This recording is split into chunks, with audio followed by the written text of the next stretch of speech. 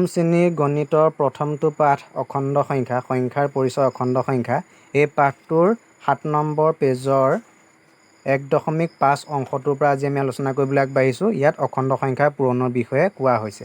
দুটা অখণ্ড সংখ্যা পূৰণ কৰিবলৈ হ'লে আমি কি নিয়মে কৰিব লাগিব, কেনেকৈ কৰিব লাগিব তাৰ সম্পৰ্কে ইয়াত বহলাই আলোচনা কৰা হৈছে। দুটা অখণ্ড সংখ্যা পূৰণ কৰিবলৈ যাওঁতে আমি মনত ৰাখিব লাগিব যে যদি দুয়োটা অখণ্ড সংখ্যা ধনাত্মক হয় তেন্তে সিহঁতৰ পূৰণফলটো হয় ধনাত্মক। দুয়োটা অখণ্ড সংখ্যা যদি ঋণাত্মক হয় তেতিয়াও সিহঁতৰ পূৰণফলটো হয় ধনাত্মক। কিন্তু পূৰণ কৰা সংখ্যা দুটাৰ যদি এটা ধনাত্মক আৰু আনটো ঋণাত্মক হয় তেন্তে সিহঁতৰ পূৰণফলটো আমি ঋণাত্মক পাওঁ। এই কথাটো যদি আমি সহজ ভাষাত লিখি লওঁ তেনেহ'লে হ'ব ধনাত্মক পূৰণ ধনাত্মক, তাৰ পূৰণফল হয় ধনাত্মক। ঋণাত্মক পূৰণ ঋণাত্মক, তাৰ পূৰণফলো হয় ধনাত্মক। কিন্তু এটা ধনাত্মক এটা ঋণাত্মক, তাৰ পূৰণফলটো হ'ব ঋণাত্মক, বা প্ৰথমটো ঋণাত্মক 2 নম্বৰটো ধনাত্মক, তেতিয়াও সিহঁতৰ পূৰণফলটো হ'ব ঋণাত্মক। গতিকে এটা পূৰণ কৰা সংখ্যা দুটাৰ অখণ্ড সংখ্যা দুটা এটা যদি ধনাত্মক আৰু আনটো ঋণাত্মক তেন্তে সিহঁতৰ পূৰণফল হ'ব ঋণাত্মক অখণ্ড সংখ্যা। এই কথাকেইটা আমি চিহ্নৰ মাধ্যমেৰে মনত ৰাখিব পাৰোঁ যে প্লাছে প্লাছে প্লাছ, মাইনাছে মাইনাছে প্লাছ, প্লাছে মাইনাছে মাইনাছ আৰু মাইনাছে প্লাছে মাইনাছ। এয়া আছিল অখণ্ড সংখ্যাৰ পূৰণৰ নিয়মটো। গতিকে কিছুমান উদাহৰণ যদি আমাৰ পাঠত দিয়া আছে, উদাহৰণ আমি চাওঁ তেতিয়া আমি অখণ্ড সংখ্যাৰ পূৰণবিলাক কেনেদৰে কৰে গম পাম। ইয়াত কিছুমান উদাহৰণ দিছে। প্ৰথমটো দিছে বিয়োগ 4 পূৰণ 2, এইটো অখণ্ড সংখ্যা, এইটো অখণ্ড সংখ্যা, এইটো ঋণাত্মক অখণ্ড সংখ্যা আৰু পাছৰটো ধনাত্মক অখণ্ড সংখ্যা। সিহঁতৰ পূৰণফল হ'ব ঋণাত্মক। যিহেতু এটা ঋণাত্মক আৰু এটা ধনাত্মক হ'লে সিহঁতৰ পূৰণফলটো হয় ঋণাত্মক। 4য়ে 2য়ে পূৰণ কৰি 8 পালে আৰু ঋণাত্মক হ'ব লাগে কাৰণে বিয়োগ 8। সেইদৰে বিয়োগ 4 আৰু 1 পূৰণ কৰি পালে বিয়োগ 4। বিয়োগ 4ৰ লগত 0 পূৰণ কৰিলে, শূন্যটো যিকোনো অখণ্ড সংখ্যাক পূৰণ কৰিলে, অখণ্ড সংখ্যা বুলিয়ে নহয় যিকোনো সংখ্যাক পূৰণ কৰিলে পূৰণফল 0 হয়। গতিকে এইটো হৈছে 0। বিয়োগ 4 আৰু বিয়োগ 1 দুটা অখণ্ড সংখ্যা পূৰণ আৰু দুইটা অখণ্ড সংখ্যা ঋণাত্মক। দুইটা ঋণাত্মক, গতিকে সিহঁতৰ পূৰণফলটো হ'ব লাগিব ধনাত্মক। 4য়ে 1 পূৰণ কৰি 4, গতিকে পূৰণফলটো ধনাত্মক হৈছে। বাকী দুটা উদাহৰণো একেই যে দুইটা অখণ্ড সংখ্যাই হৈছে ঋণাত্মক অখণ্ড সংখ্যা, গতিকে সিহঁতৰ পূৰণফলবিলাক হৈছে ধনাত্মক। গতিকে এই উদাহৰণকেইটাৰ সহায়ত আমি গম পালোঁ অখণ্ড সংখ্যাৰ পূৰণবিলাক কেনেদৰে কৰে।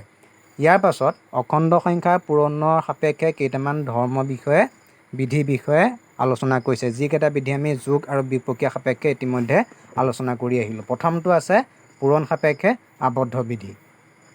আমি যোগ আৰু বিয়োগৰ সাপেক্ষে যিদৰে আলোচনা কৰিছিলোঁ একেদৰে পূৰণৰ ক্ষেত্ৰত আলোচনা কৰিব লাগিব যে দুটা অখণ্ড সংখ্যা পূৰণ কৰিলে সিহঁতৰ পূৰণফলটো অখণ্ড সংখ্যাই হয় নে নহয়। যদি অখণ্ড সংখ্যাই হয় তেনেহ'লে আমি ক'ব লাগিব অখণ্ড সংখ্যাবোৰ পূৰণ সাপেক্ষে আবদ্ধ, আৰু যদি অখণ্ড সংখ্যা নহৈ আন ধৰণৰ সংখ্যা হয় তেনেহ'লে আমি ক'ব লাগিব যে অখণ্ড সংখ্যাসমূহ পূৰণ সাপেক্ষে আবদ্ধ নহয়। এতিয়া আমি উদাহৰণৰ সহায়ত চাম অখণ্ড সংখ্যাবোৰ পূৰণ কৰিলে অখণ্ড সংখ্যাই পায় নে নাপায়। ইয়াত কিছুমান উদাহৰণ দিছে। প্ৰথমটো দিছে 25 আৰু 25, দুটা অখণ্ড সংখ্যা পূৰণ কৰিছে, দুয়োটা ধনাত্মক, সেইবাবে পূৰণফলটো এটা ধনাত্মক আৰু পূৰণফলটো হৈছে 625। এইবাৰ প্ৰথমটো ঋণাত্মক আৰু 2 নম্বৰটো ধনাত্মক, গতিকে পূৰণফলটো হ'ব ঋণাত্মক, পূৰণফলটো হৈছে বিয়োগ 625। এইটো এটা অখণ্ড সংখ্যাই। 3 নম্বৰটো প্ৰথমটো ধনাত্মক, 2 নম্বৰটো ঋণাত্মক, গতিকে পূৰণফলটো হ'ব ঋণাত্মক বিয়োগ 625। এইটো এটা অখণ্ড সংখ্যা আৰু শেষত দি আছে বিয়োগ 25 পূৰণ বিয়োগ 25, দুয়োটা ঋণাত্মক সংখ্যা, গতিকে পূৰণফলটো হ'ব ধনাত্মক 625, যিটো এটা অখণ্ড সংখ্যা। এই চাৰিওটা উদাহৰণত আমি দেখা পালোঁ যে দুটা অখণ্ড সংখ্যা পূৰণ কৰিলে পূৰণফলটো অখণ্ড সংখ্যা হয়। গতিকে আমি সিদ্ধান্ত ল'ব পাৰিম যে অখণ্ড সংখ্যাসমূহ পূৰণ সাপেক্ষে আবদ্ধ। এইটো আছিল আবদ্ধ বিধিটো। এতিয়া পূৰণ সাপেক্ষে আমি ক্ৰম বিনিময় বিধিটো আলোচনা কৰিম।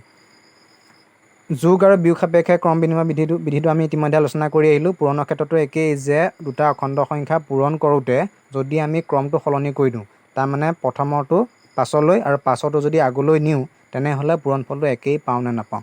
ইয়াত কিছুমান উদাহৰণ দিছে। 4 পূৰণ 16 তেতিয়াও 64 হয়, আৰু 16 পূৰণ 4 তেতিয়াও 64 হয়। আকৌ বিয়োগ 4 পূৰণ 16 তেতিয়া বিয়োগ 64 হয়, আৰু যদি আমি ক্ৰমটো সলনি কৰোঁ তেনেহ'লে 16ক যদি বিয়োগ 4ৰে পূৰণ কৰোঁ তেতিয়াও বিয়োগ 64 হয়।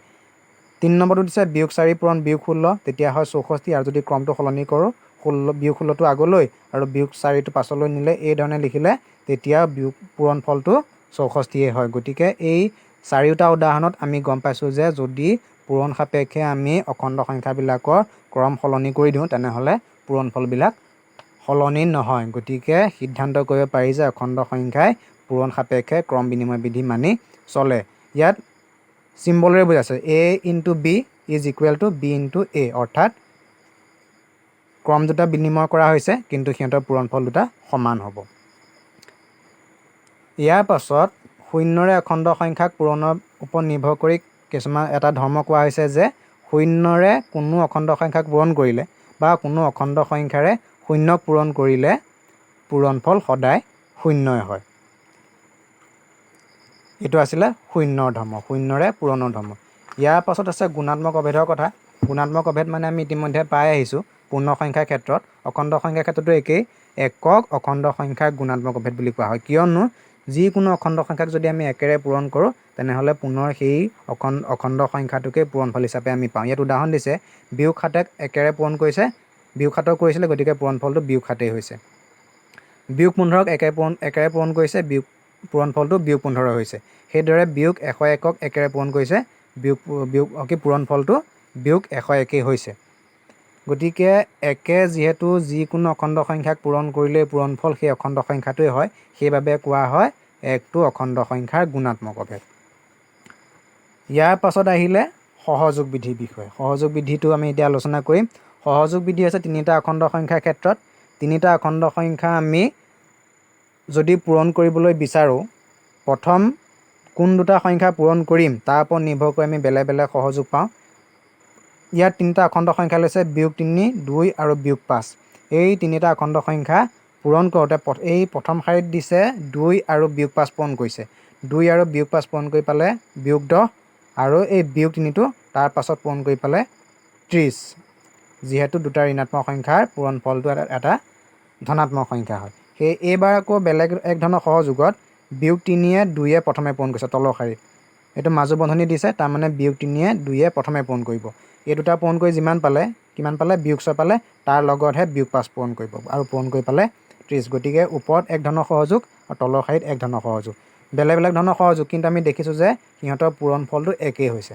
যিহেতু বেলেগ বেলেগ সহযোগত পূৰণফল একে হৈছে, আমি গতিকে সিদ্ধান্ত কৰিব পাৰোঁ যে অখণ্ড সংখ্যাসমূহে পূৰণত সহযোগ বিধি মানি চলে।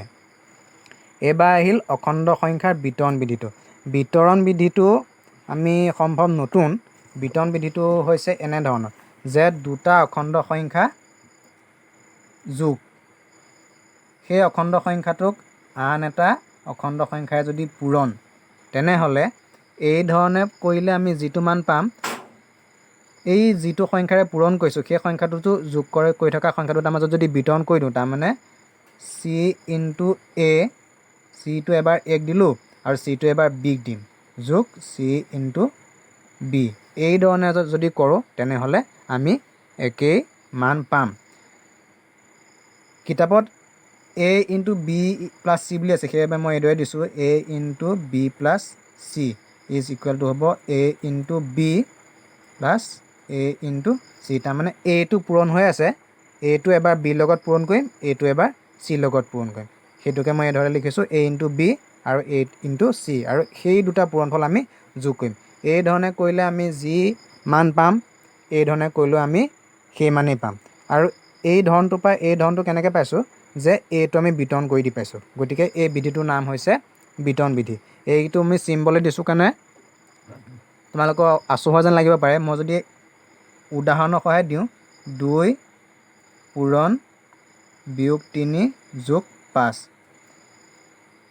প্ৰথমে মই দুটা সংখ্যা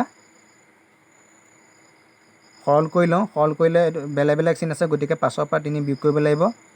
পালোঁ 2, ডাঙৰটো আগত যোগ চিন, সেইকাৰণে 2টো আগতে মই যোগ চিন দিলোঁ। এই ধৰণে কৰি পালোঁ 4। এই ধৰণে নকৰি মই যদি 2টো বিয়োগ 3 আৰু 5ৰ মাজত বিতৰণ কৰি দিওঁ, 2 পূৰণ বিয়োগ 3, প্ৰথমতে বিয়োগ 3 দিলোঁ আৰু এইবাৰ 2টো দিম 5ক, 2 পূৰণ 5। বিয়োগ 3 আৰু 5 যিহেতু যোগ হৈ আছিলে, গতিকে এই দুটা পূৰণফলো যোগেই হ'ব। যোগ কৰি আমি সৰল কৰিলে পাম 2য়ে 3য়ে পূৰণ কৰিলোঁ 2 3 গুণ 6, এটা ধনাত্মক এটা ঋণাত্মক, গতিকে পূৰণফলটো হ'ব ঋণাত্মক।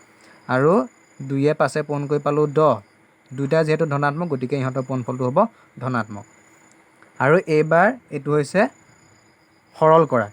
10টো আগত যোগ চিন 6টো আগত বিয়োগ চিন বেলেগ বেলেগ চিন গতিকে মই 10ৰ পৰা 6 বিয়োগ কৰিলোঁ 4 পালোঁ 10টো ডাঙৰ তাৰ আগত যোগ চিন সেইবাবে 4টো আগতো যোগ চিন আহিব আমি যোগ চিনটো নিদিলেও বুজি পাম যে এইটো যোগ চিন গতিকে আমি প্ৰথমতে এই ধৰণে কৰিলোঁ তাৰপিছত এই ধৰণে কৰিলোঁ দেখিলোঁ যে দুই ধৰণৰ মান আমি একে পাইছোঁ এইফালেও 4 পাইছোঁ সেইফালেও 4 পাইছোঁ যিয়ে ইয়াত আকৌ আমি 2টো সাধাৰণ উৎপাদকৰ ওপৰত লিখিছিলোঁ আৰু এইফালে 2টো আমি বিতৰণ কৰি দি পালোঁ আৰু এইটোৱে হৈছে বিতৰণ বিধি ইয়াত উদাহৰণ দিছে বেলেগ উদাহৰণৰ সহায়ত তোমালোকে ইয়াত দিয়া আছে বিতৰণ বিধিটো তোমালোকে চালে বুজি পাবা গতিকে আজি ইমানখিনি কথাই কৈছোঁ এই কথাখিনি তোমালোকে মন দি চাবা আৰু এই কথাখিনিৰ ওপৰত যিখিনি প্ৰশ্ন আমাক পাঠত সুধিছে সেইখিনি কথা আমি ইয়াৰ পাছত প্ৰশ্নখিনি আমি পাছত আলোচনা কৰিম আজিৰ বাবে তোমালোকলৈ ইমানেই